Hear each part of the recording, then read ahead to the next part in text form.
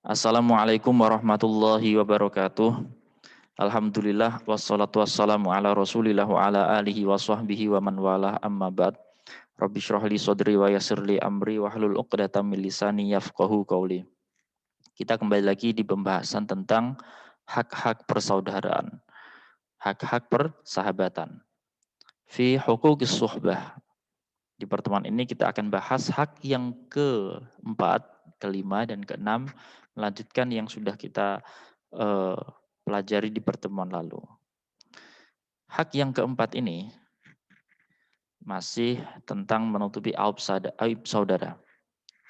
Min haqqil akhi alal akh, ya, termasuk hak saudara terhadap saudaranya atau atas saudaranya yang harus dilakukan.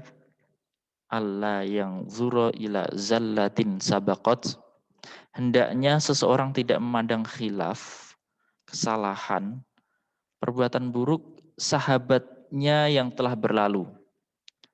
Wala yakshifu lahu auratan sutirat, dan tidak menyingkap aib yang telah tertutup. Nah, ini perlu kita praktikkan di sekitar kita, kepada saudara-saudara kita, sahabat-sahabat kita. Apabila di antara mereka ada yang pernah melakukan hal yang tidak baik, nah, dan kita mengetahuinya, maka tutupi aib tersebut. Jangan kita malah menceritakan kepada yang lain. Gitu. Ini hak saudaramu yang mesti kamu tutupin. Disebutkan di dalam hadis bahwasanya orang yang melihat aib seseorang, kamu tahu aibnya, kemudian kamu menutupinya, seakan-akan kamu telah menghidupkan orang yang meninggal dari kuburnya. Ini terpuji, maksudnya bagaimana?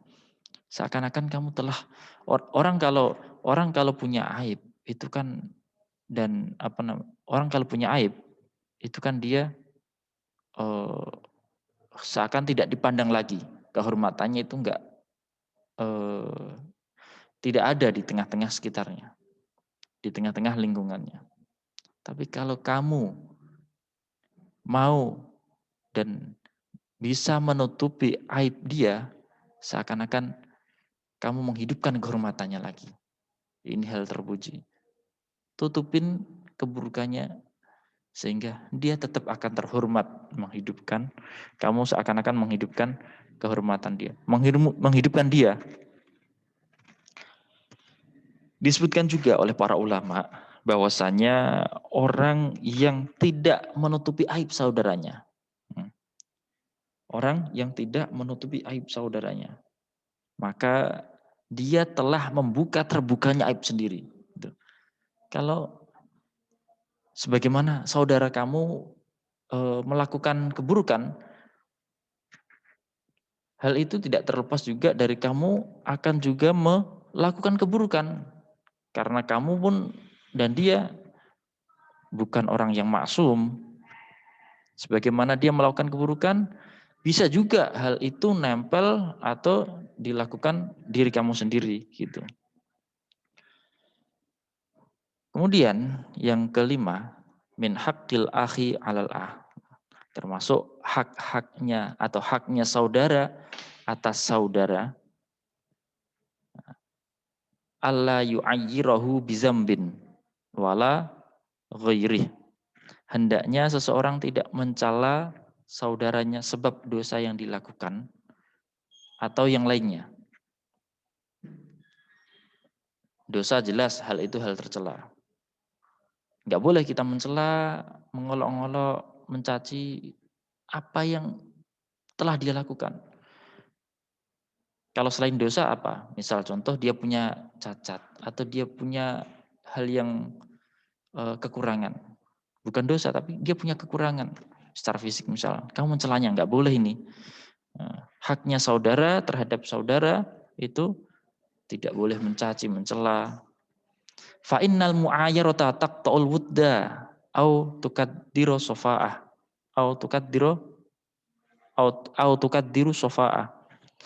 Karena cercaan, celaan dapat memutus kasih sayang atau memperkeruhnya. Jalinan kasih sayang, jalinan persahabatan ini jalinan yang suci, jangan kita kotori.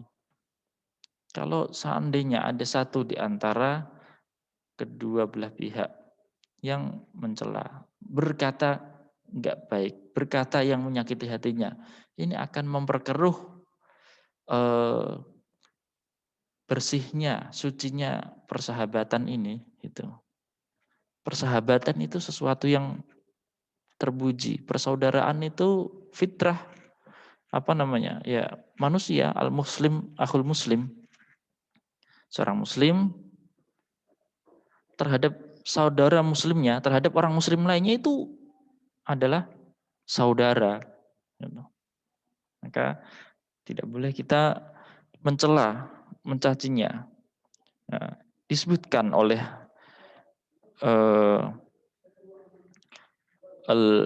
Imam Hasan Al-Basri bahwasanya ketika kita tahu atau kita dengar berita-berita burung bahwasanya si fulan, si A ini melakukan hal buruk, terduga gini.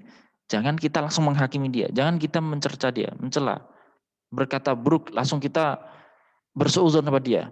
Jangan. Sebelum ada putusan dari hakim atau dari pemerintah yang berwenang, jangan sampai kita berburuk sangka kepada dia. Belum diputuskan, belum ditetapkan. Hakim belum menetapkan. Kenapa kita mendahului dengan buruk sangka? Jangan. Kalau seandainya sudah ditetapkan, misal ternyata dia betul-betul menjadi pelaku, udah kita doakan semoga dia diampuni, semoga dia mendapatkan ampunan dari Allah SWT. Doakan semoga dia kembali ke jalan yang lebih baik. Nah, saudara dengan saudara itu semestinya hubungannya sesuci ini. Gitu. Kemudian yang keenam, min haqqil akhi alal termasuk haknya saudara atas saudaranya. Allah yang zuro lahu bi'ainil ihtikor. Hendaknya seseorang tidak memandang saudaranya dengan pandangan merendahkan. Jangan sampai kepada siapapun, saudara-saudara kita. Jangan sampai kita memandang dia lebih buruk. Bahkan sebaliknya, kita harus baliknya. Pandang dia lebih baik daripada kita. Pandang dia lebih baik. Siapapun anak kecil, dia seumuran, atau bahkan dia lebih besar. Pandang bahwasanya dia lebih baik. Karena seseorang kalau sudah memandang orang lain dengan pandangan buruk, ini dikatakan takabur pertama. Terus dia tidak bisa mengambil kemanfaatan, faidah dari orang yang dipandangnya dia buruk gitu.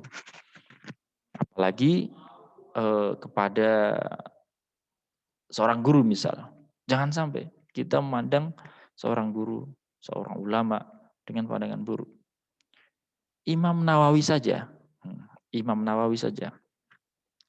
Nawawi, pemilik kitab Al-Azkar, pengarang kitab Al-Azkar.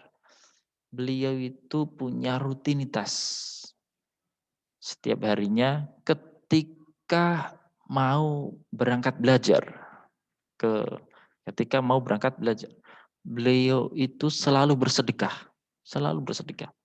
Tujuannya apa? Dia dengan bersedekah tersebut niat mohon pada Allah, semoga dengan sedekah ini Allah menutupi aib-aib guru saya kepada saya. Semoga saya tidak melihat keburukan guru saya. Karena orang kalau sudah melihat keburukan atau aib gurunya, bagaimana bisa bermanfaat? Seharusnya kepada siapapun, bukan hanya kepada guru, kepada siapapun kita tutup rapat-rapat mata, telinga dari aib-aibnya. Jangan sampai kita mengetahui aib mereka. Dan juga disebutkan oleh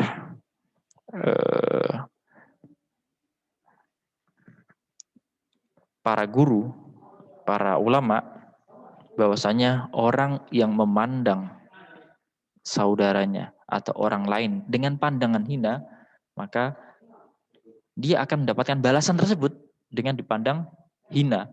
Itu. Dan sebaliknya di dalam hadis Nabi Muhammad SAW, orang yang memandang saudaranya dengan pandangan kasih sayang, dengan pandangan penghormatan, ghafarallahu lahu. Dia mendapat ampunan. Hanya dengan memandang dengan pandangan kasih sayang, hanya dengan memandang belas kasihan, ini dia mendapatkan ampunan. Sebegini mudah kita sebetulnya bisa mendapatkan keberuntungan di sisi Allah SWT. Tinggal bagaimana kita tahu caranya apa tidak. Wallahu a'lam bishawab. Wassalamualaikum warahmatullahi wabarakatuh.